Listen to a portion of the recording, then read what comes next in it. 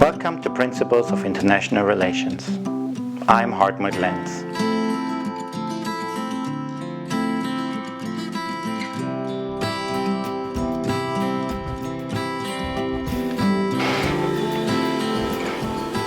This is our first session of Principles of International Relations.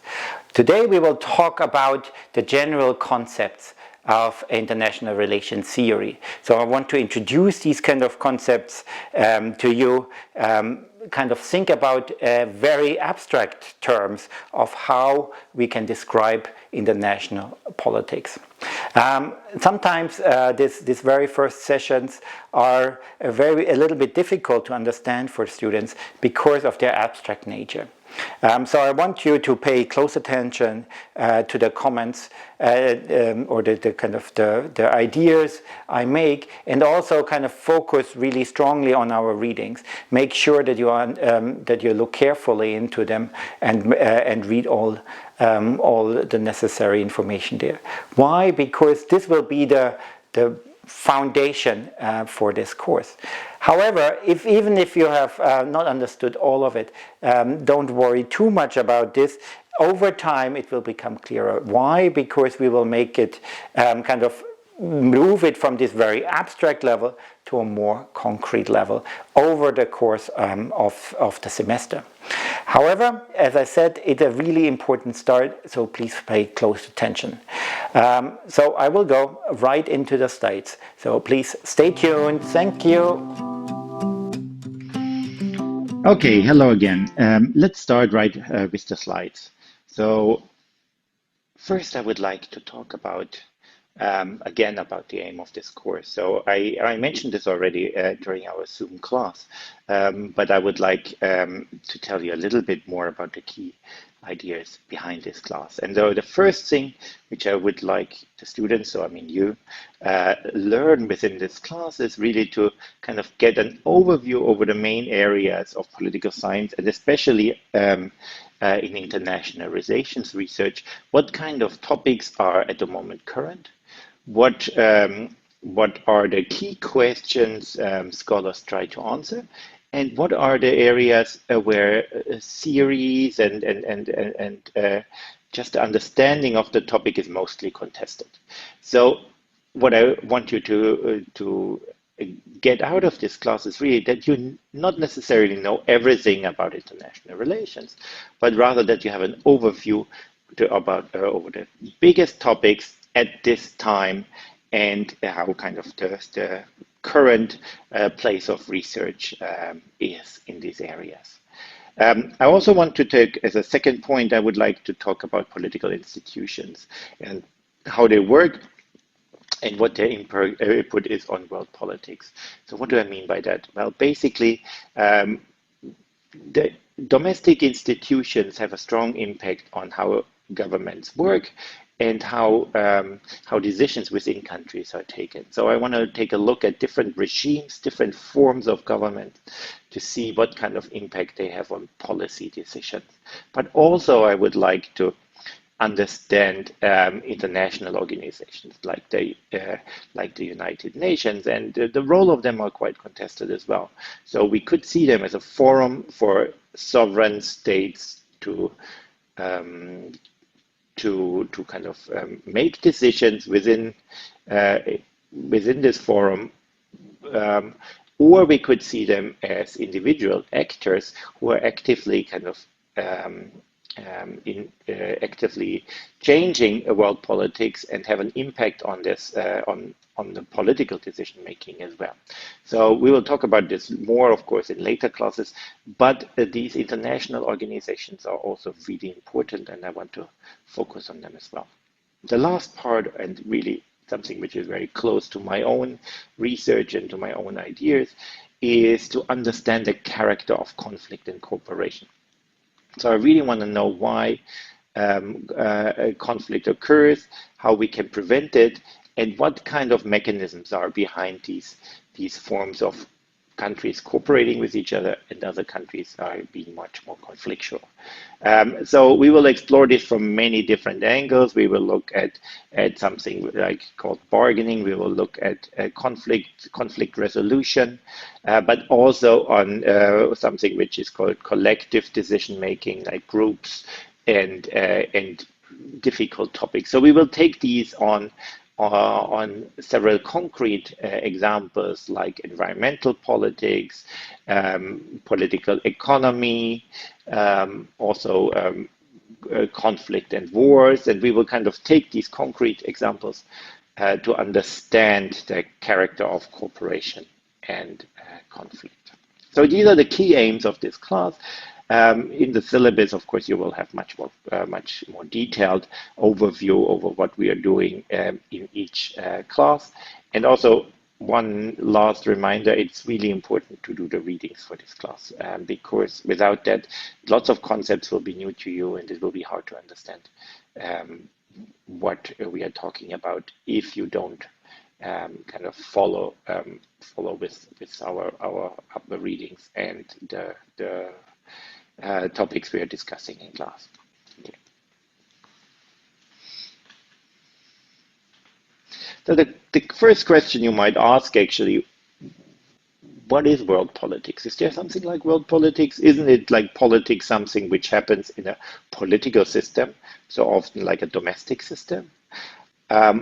So in order to understand this, we really need to understand how countries are getting along, what kind of form of interaction they have, and we really want to understand the kind of a puzzle of world politics, the real big problems in relations between countries, to see how this interaction takes place. There are several factors which make it much more difficult to understand international politics than domestic politics. One of them might be the absence of institutions which guide us and kind of common consensus. Yeah, you will see this during this class. So another question you can ask yourself is, why do we need to study world politics? Is it really important? Do we need to know about different countries? Do we need to know about conflict between countries? Or is our domestic politics not just sufficient because that's where we live and that's what kind of environment we are living in? So I would like you to take a minute and think before you go on with this slides, think about why you think world politics are important to study.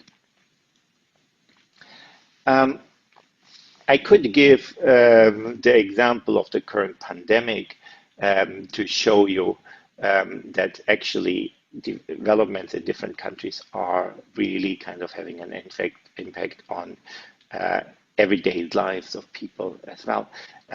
But we can discuss this further in class.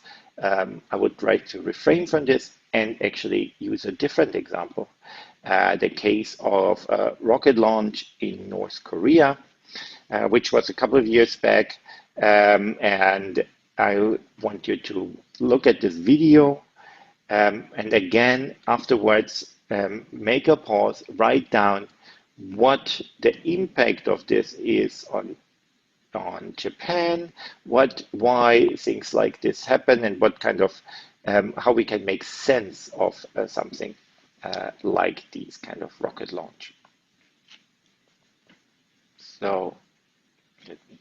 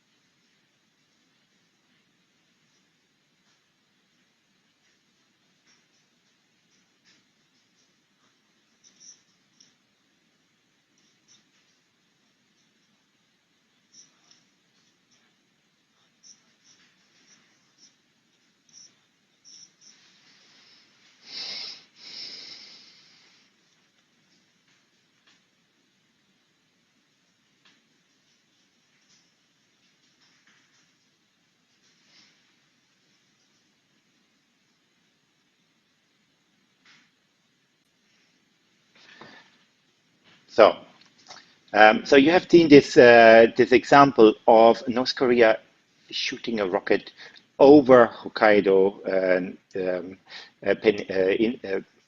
over Hokkaido, and this was a kind of seen as a threat. We have also seen the United Nations. But if we kind of just take these facts from what happened at that time, it's very difficult to actually make sense of this kind of situation.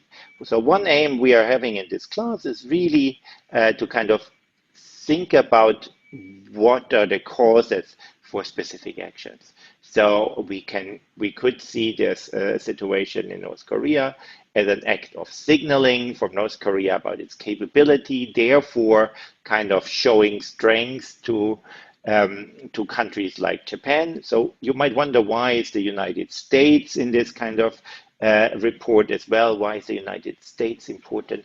And so you have to know more about alliances between the United States and Japan to understand the security concept behind this within the region. And so in a way, it becomes very quickly quite complex to understand why certain actions are taken by certain countries. And it's not obvious to know where this is coming from. So one of the aims of this course is to give you the or enable you to understand these kind of more complex situations from a practical perspective, so to understand where the main cleavages are, but also from a theoretical perspective to understand what theoretically these countries are doing and why they are kind of acting conflictual at times and cooperative at other times. So I think the big difference is then from taking an international relations course to, let's say, reading the newspaper on a regular basis, is that we are not just kind of looking at what happened in recent times, but we are looking at patterns of behavior to understand the, so to speak, bigger picture, to understand the motivations behind actions, and also kind of place them in a theoretical context to see why they occur, and also maybe being better able to make predictions about future development. Okay, but let me first kind of take a step back and say, like, what is political science and where does this come from? So we are talking about, I kind of interchangeably talked about political science, international relations, and all these kind of different areas. But in a way, I would like to kind of unpack this a little bit and see where we are coming from. So if we kind of go really long back in time, we can quote Aristoteles, who called political studies the most authoritative art and the most truly the master art. Why would he say that? Well, because it combines many different aspects, and you actually see this within the discipline as well. Many kind of theories from economics, from philosophy, from sociology, all kind of swap into this field of political science. And so we often see it as an envelope um, um, field where lots of different kind of subfields or different kind of other disciplines come together. So one of the reasons, of course, is that something which happens to the individual is kind of wrapped in this kind of development for the state. So let's say economic developments are, of course, important from an individual basis, but the state has a very big impact on this as well. Personal decisions, unemployment, health, education, all are also kind of affected by the political decision making. So there is an intertwines between the individual kind of development, individual kind of actions, and the state actions. And so this is something which makes, in my personal view, politics really interesting, because it it has an effect on each of us, but at the same time, it is bigger, and it's kind of makes maybe more abstract kind of development for whole countries, but in the same time also for the whole world. So, well, I talked about kind of big picture here, but in a way, that doesn't mean like that it explains political science precisely. And so if you want to have a more narrow definition of it, we could say like political science describes and explains the system of governance. So what do we mean with system of government? So how are we governed? What kind of structure is in place? So in international politics, this is much more about the structure between the countries. In domestic politics, it's much more the structure of governments, decision making, etc. But it also includes political activity. So what are specific actors' aims and what do they want to do? It also includes political behavior and interaction between political systems. So political behavior is what kind of strategies countries or other actors have, and also how they interact with each other. So in a way, the political system in China is very different as an authoritarian system. Is very different than the political system in Japan as a democratic system. At the same time, there's interaction between those two systems. And so it's really important to understand this kind of interaction as well. So if you want to kind of boil it down to a couple of questions which we're asking in political science, we could make this following. Who makes political decisions? Which decisions are made? And how are these decisions made? Of course, this is quite general, and we will kind of put some meat on these kind of bones. But I think as a basic structure, they're kind of a good explanation for it. On the right-hand side, there is a little joke about it. This means basically what it indicates is that everything, like often people say, oh, I shouldn't talk about, or they don't want to talk about politics. But in a way, politics is such an envelope kind of a topic that it includes many, many different areas. And it's very difficult to escape any kind of political discourse. If you think about it, lots of the things I described are not just talked about in political science. We might think like events which happened in the past are very much kind of part of historic context. But there are differences between, let's say, other fields which are kind of close, like history, economics, and sociology. So in history, we often think about past events and kind of try to make sense of them. Why did they happen? How did they happen? What kind of details led to certain kind of sequence of events?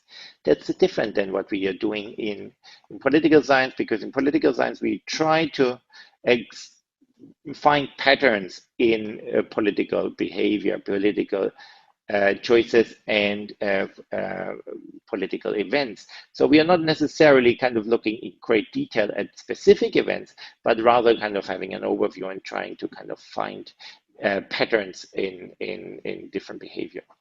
So that kind of makes a distinction between political science and history. There are some methodological differences, which we will talk about later in this class. But generally speaking, the aspect of maybe political science trying to get an overview over political behavior, history kind of focusing on specific events. If we kind of talk about another area which is quite close, we could kind of take economics. And in fact, lots of the theoretical concepts which are used in politics, in political science, are kind of similar or even borrowed from economics.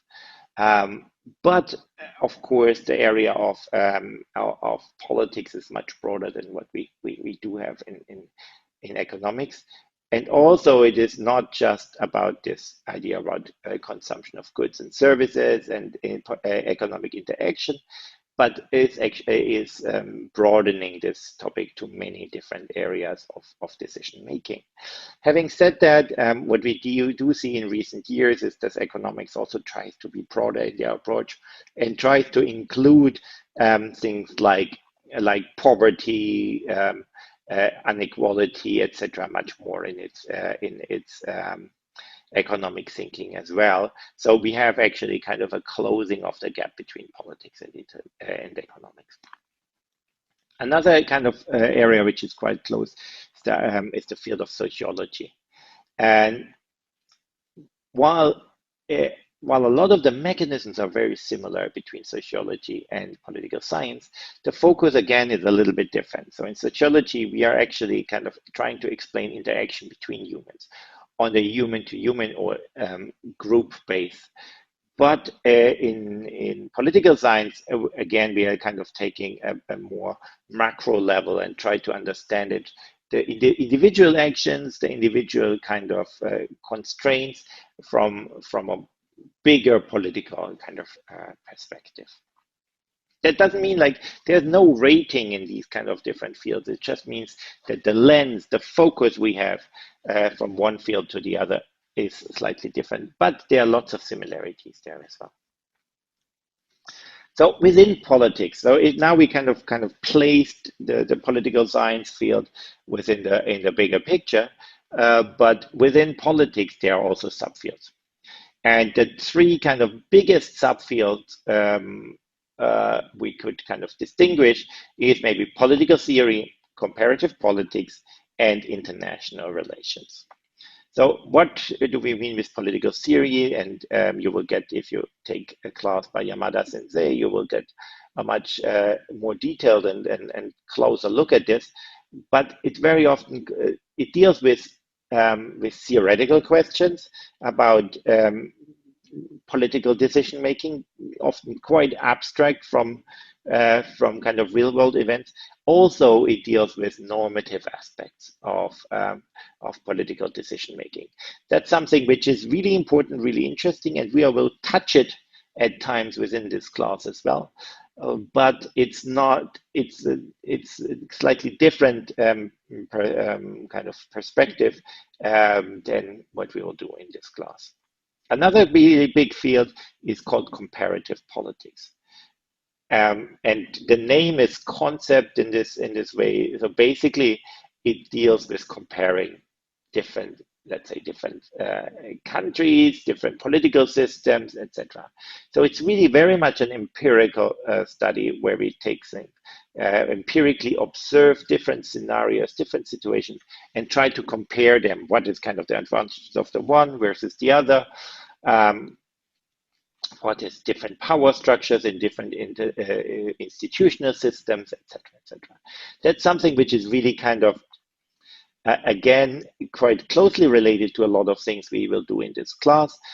But this empirical comparative angle is focused much more of different kind of comparing different countries rather than kind of looking at the interactions.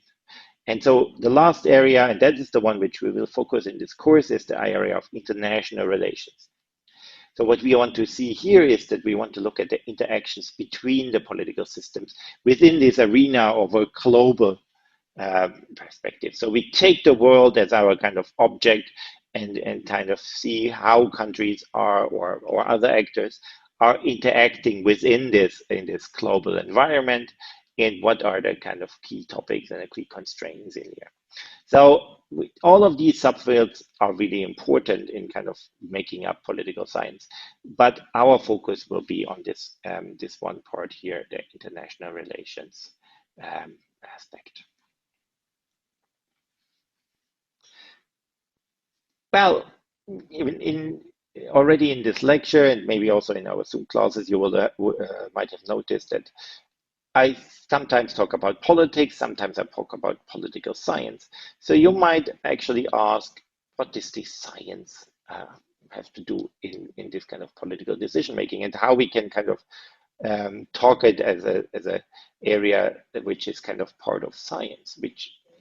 So in a way, political science is kind of in this broader field of social science. So anything like all the other fields which I looked at before, social science try to kind of explain behavior of humans in a kind of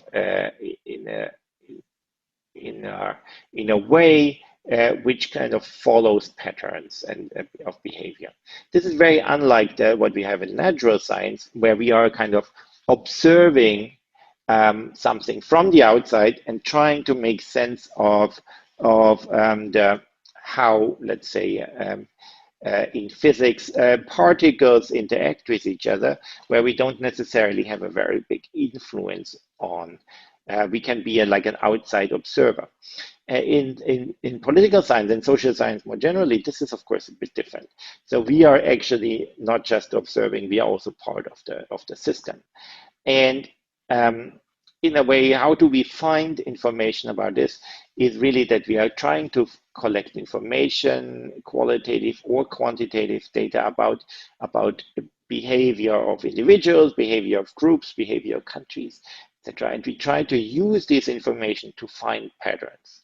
These patterns of behavior kind of lead us to kind of build theories about what happens in certain situations. So let's say, to give you a very simple example,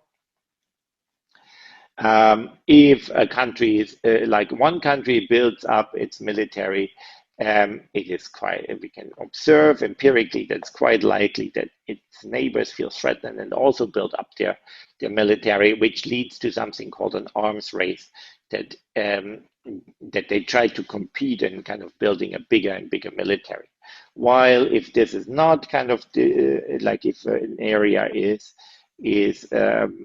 reducing its weapon capacity, we actually have an opposite effect, that there are other countries are more likely to also reduce their weapon capacity. So we can observe this empirically, and we can kind of try to find patterns which are not just kind of true for a very specific case, but hopefully true for many, many different applications and different times in the world. So how do we find these kind of patterns? Well, basically, we try to derive hypotheses which we afterwards can prove or not. So in this kind of hypothesis, we kind of theoretically think of how does interaction between countries happen. And then we are kind of trying to test this empirically by looking for data and information out in the world, and then trying to test our thoughts.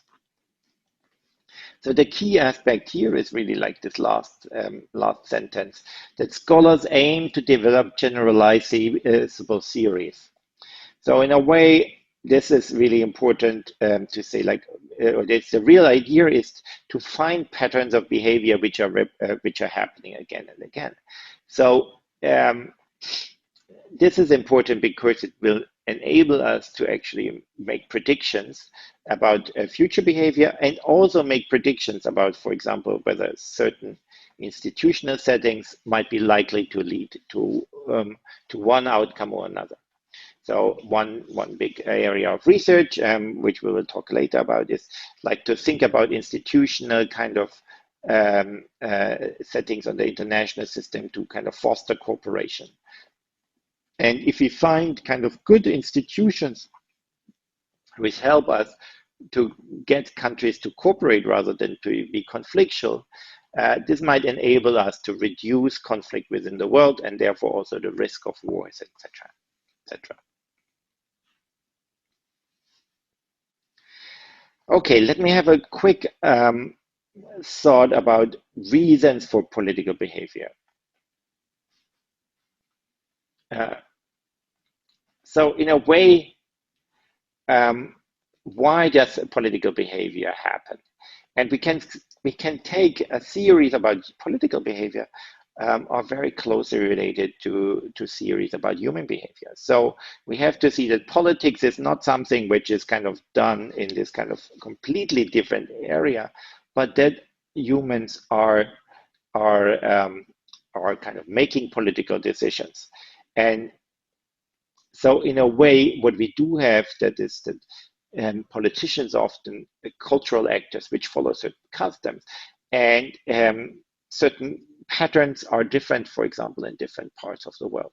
So a Japanese politician might act very different than American politician, or a European or Latin American politician. So we do have cultural component is really important.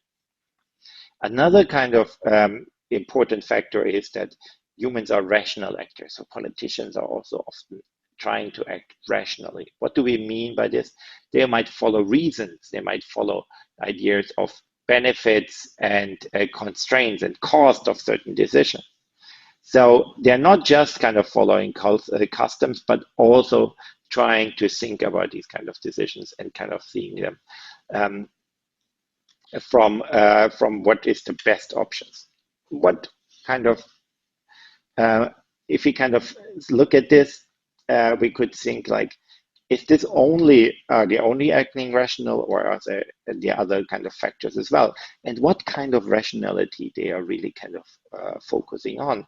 For example, we could see the rationality to have the best decision for a country. So politicians might actually kind of think what is best for the country and then follow this kind of logic. But it could also be that they are kind of more thinking individually. What's the best decision for me being re-elected as an individual? And then they might kind of follow this kind of logic of rationality. Both are rational, but in a way, they're kind of leading to very different outcomes. And the last part is like, what we're asking are there situations where actually humans are irrational actors, where they're following maybe instincts, fears, anger, all these kind of emotions, which are not necessarily based in customs or in rational reasoning, but rather kind of in our instinctive behavior. And for a very long time, international relations and political science in general did not kind of take this into consideration, and basically thought about political actors as rational actors and following customs. But what we see more and more is that actually these kind of instincts and behavior, which we might call irrational, are also important in international politics, and issues like fear and maybe competition between different actors, etc., lead to decisions which might be suboptimal because of this kind of mistakes as well. But we will talk much more about this in the future. Let me kind of think about it. So these are very kind of general questions and very kind of general thoughts. But let me kind of look a little bit about how we can distinguish, let's say, like good political science and other kind of political theories which might not be seen as so high quality. The first important part is that political research should answer political questions in a neutral manner. So it shouldn't put you in the position, it should put you in the position of an observer. So you're looking at something which you will observe rather than kind of being part of it, being one of the actors.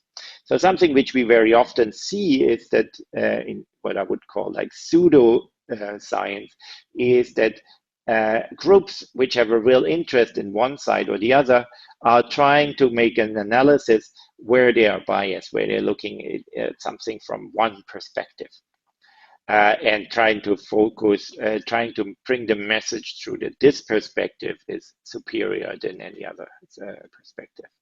So that's not the right way to approach political science research, but it is difficult to actually kind of keep this neutral position. For example, from a scholar from, let's say, China, or a scholar from Japan, to kind of analyze a conflict between the two countries over the Senkaku or Daesh islands, it might be quite difficult because lots of information they are getting are kind of focusing in the one direction or the other. So it is a real challenge to kind of keep this neutral manner. But good political science are really kind of, this is one of the bases of good political science, to be not involved in the politics and trying to push one direction or the other. Another aspect of good political science is that it is theory-based. So so that means that we are kind of thinking about political decision-making conceptually, which is bigger than the one specific decision, but rather kind of seeing a one specific decision as a part of a set of decisions which are taking place. So we don't want to necessarily kind of want to know the transition from authoritarian system to a democratic system in Hungary alone, but we want to look at a range of different kind of transitions to say something more generally about transitioning from one political system to another political system.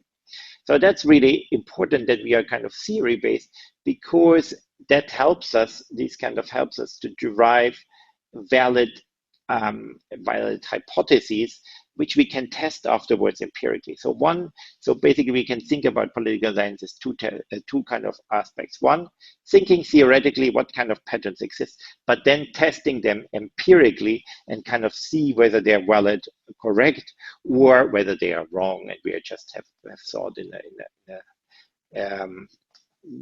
that our thoughts cannot be validated empirically by the reality, and then we kind of need to think about different theoretical concepts which might reflect a reality better.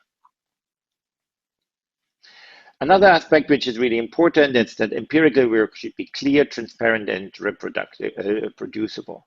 So that's something which is not just true for political science, but more generally for science, that other people should be able to understand what you did empirically, how you kind of come to your conclusions, and if they want to use same data or collect own data to reproduce your results.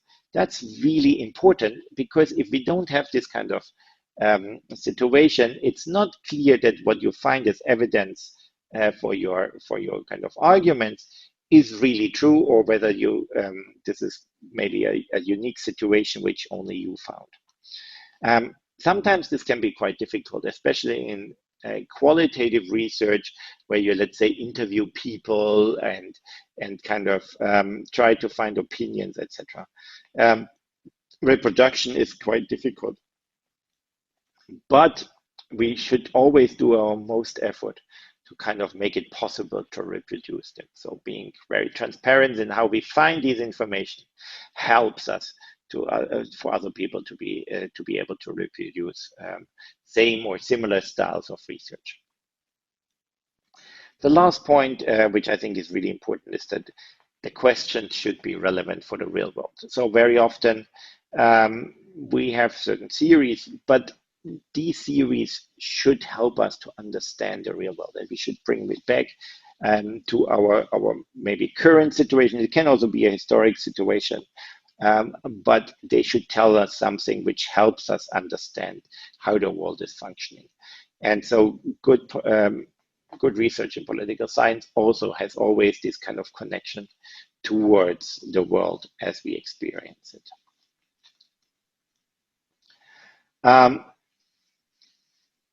Let me quickly go over our syllabus again to kind of put everything into perspective. Of course, we will talk on each of these fields much more. But as I said already in the very beginning, the general aims are to give you a better understanding of the subject area of international relations as a whole. So I want to kind of introduce these different areas there.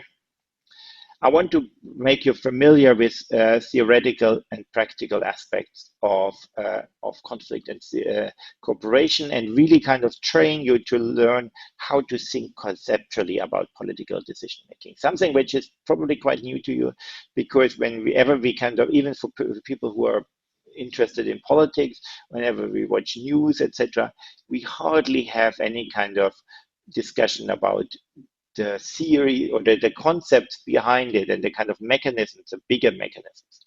Sometimes actually commentators, political commentators, implicitly kind of refer to them. Let's say, for example, if there's a competition between China and the United States, this is something which we will which is rooted in realist theory, which we'll discuss quite a lot in this class, but it's not made explicitly. It's kind of seen as there's a competition between the two countries, but not necessarily kind of what mechanism this is based on. And so I want to explore this mechanism to make you understand political international relations decision making in a much broader way. Of course, I would also like to develop an overall skills of academic discussion and analytical skills to analyze not just political decision making, but just kind of getting a feel for how to analyze different events and kind of see what kind of place them in a theoretical framework. So we can maybe kind of think about this course in different kind of parts of it. The first part would be what I call foundation. So we are thinking really about the international system. What do we mean by this? What do international relations theorists see about the political system? And what are the key kind of theories to talk about this? So one aspect is conflict and cooperation, but another is the international system and anarchy in the national system, etc. In the second talk, we take these kind of theories, what we had there, and talk about the basics of bargaining theory. So why do we countries actually try to cooperate? Why do sometimes these kind of corporations break apart? Issues like commitment problems, incomplete information, etc. We will kind of discuss why these kind of situations can lead to war and conflict and escalation of conflict, including war. But also, I would like to focus on understanding how to overcome them, how to have actually more cooperation in the world. So once we are done with these kind of theoretical parts, I really want to go into a more practical things and examine popular topics within the contemporary research of international relations. So one of the aspects here is regional cooperation and domestic politics. I also want to talk about international institutions like the United Nations or the World Trade Organization. Another big part will be trade, foreign aid, international development. So in this area, we really want to kind of look at the economic component of international politics, including things like globalization and unequal trade, foreign aid in terms of the kind of developing underdeveloped areas, etc. Another kind of big part of this kind of more topic-related things is I would like to talk about international environmental politics and climate change. Climate change being probably the biggest challenge which we have in the next 20 to 50 years. So I want to see what's going on at the moment on the international stage. Also, really discuss about problems in this kind of area and why. Kind of connected to kind of theories we discussed to see what kind of challenges we have to overcome to get more efficient international environment developments. And the last part I would like to talk about is in international law and the role of ethics in international relations. So in this very beginning where we talk about the theoretical parts, it's really about interest-based politics. But that's not everything about this, about the whole picture. And so in this last part, I want to talk about the role of international law and how kind of normative questions come into place in understanding international politics and maybe kind of making it also these international politics a better place. Last part here, I want to quickly go over this, and I know we talked about this in class. The things which I ask you to do in this this class is an oral presentation from the reading. So we will have in the next class, I will provide you with a list of topics which you can choose from to kind of participate in the presentation. These presentations will be group presentations. And so you will have the opportunity to develop a topic in more detail, but it's not that you need to be an expert in this topic. It can really be that you are just kind of introducing your understanding of it and leading it up for discussion in a bigger group of all students. A second part here will really be the final exam. It will be an exam, but it will be a take-home essay style exam. So that means that I'm actually kind of trying to, like, you will get a couple of questions, you have a selection, which kind of questions you want to answer, and then I want you to go into detail in this kind of discussing this specific kind of questions, theoretically, but also empirically. So that means it will not be a question which is kind of based on factual, reproducing knowledge in a way. I will not ask you about things like how many members are in the United Nations or any kind of fact-based questions, but rather kind of aim intellectually higher and try to will encourage you to discuss a specific topic along the lines of a theoretical concept. So this is the final exam. I also would encourage you to participate actively in the discussions. This is really, really, really important that when in our classes that we participate, that we try out, that we also, if we don't understand something, that you say something in class and say, like, I don't understand this. Could you say this again another time? These discussions will help you quite a lot in your own development, but it will help everybody else in the class as well.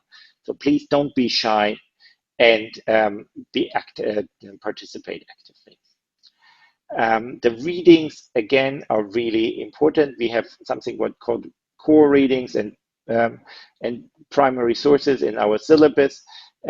I would like each time each week we have a relatively modest reading of one reading per week. That's not much, but some of them are really kind of difficult. So I want you to take enough time to read these readings in detail. And in order to understand what we are talking in class about, you really need to have read these papers. So it's one of the vital parts to kind of be able to pass this course is really to do the readings on a regular basis each week. I will also kind of try to go into to make as much group discussions and breakout groups as possible. Also, then afterwards to kind of maybe feedback in our whole classroom to understand these discussions more.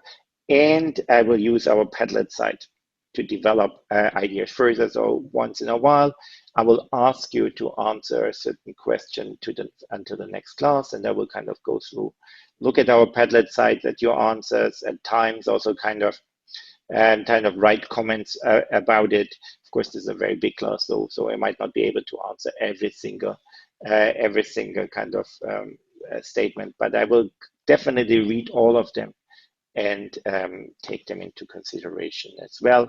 So please be active on the Padlet side as well whenever I ask something.